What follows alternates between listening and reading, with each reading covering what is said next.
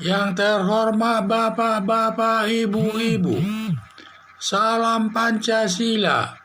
Bapak-bapak, Ibu-ibu yang melihat video saya ini, tolong jangan lupa subscribe, like, dan di-share. Sifatnya gratis. Pada hari Selasa, tanggal 21 September tahun 2021 ini, saya akan mengomentari perbuatan korupsi Roy Suryo terkait kasus Panci. Pada waktu Susilo Bambang Yudhoyono menjabat presiden 2 periode dan pada periode kedua menunjuk Roy Suryo selaku Menteri Pemuda dan Olahraga. Setelah jabatan Susilo Bambang Yudhoyono berakhir, sebelumnya sudah mengambil barang milik kantor Menpora antara lain AC, karpet, dan lain-lain yang nilainya mencapai ratusan juta rupiah dan dibawa pulang ke rumahnya semua. Semua barang yang bergerak yang diambil Roy Suryo merupakan milik negara sehingga pengambilan barang inventaris kantor pemuda dan olahraga merupakan juga perbuatan korupsi yang merugikan keuangan negara, melanggar pasal 2 Undang-Undang Nomor 31 Tahun 1999 tentang pemberantasan tindak pidana korupsi yang ancaman hukumannya 1. Hukuman mati, 2. Hukuman seumur hidup, 3. Hukuman barat maksimal 20 tahun. Perbuatan korupsi ini merupakan perbuatan extraordinary crime atau kejahatan luar biasa, dan juga pelaksananya juga harus extraordinary measure atau pelaksanaan hukumannya juga harus luar biasa. Karena perbuatan korupsi merupakan kejahatan luar biasa, maka dalam pelaksanaannya dapat diterapkan pembuktian terbalik, terutama di mana pada saat nanti di pengadilan terdakwa harus membuktikan semua harta kekayaannya, harta kekayaan istrinya, harta kekayaan anak-anaknya, dan juga kekayaan daripada pihak lain yang ada hubungannya dengan dia. Dan juga ini kalau nanti dia di muka pengadilan tidak bisa membuktikan kekayaannya tersebut, langsung nanti terdakwa dinyatakan, langsung nanti Roy Suryo ditetapkan sebagai dinyatakan terbukti melakukan kejahatan korupsi tersebut. Ini namanya pembuktian terbalik.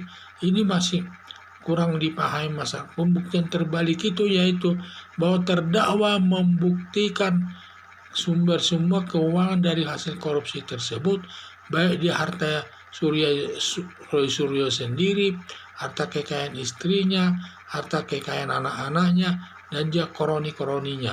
Jadi nanti itu akan dibuktikan.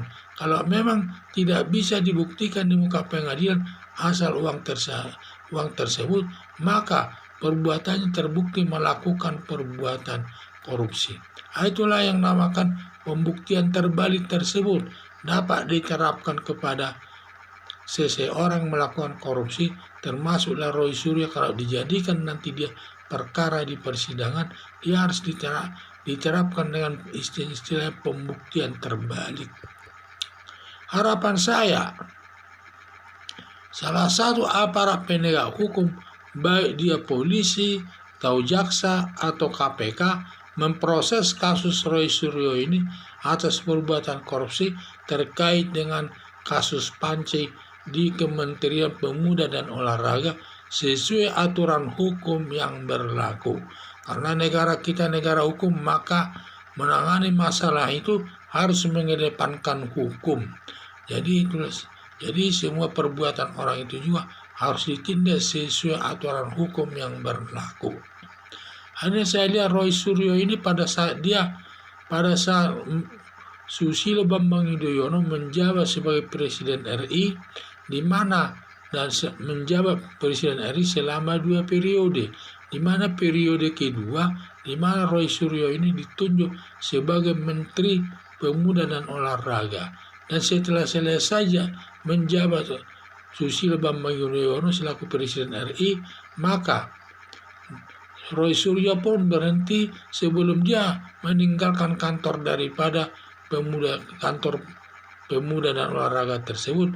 Dia mengambil barang-barang bergerak daripada kantor pemuda dan olahraga tersebut, yaitu antara lain AC-nya diambil, dan juga karpet-karpetnya diambil, dan masih banyak lagi yang jumlahnya ratusan juta rupiah itu.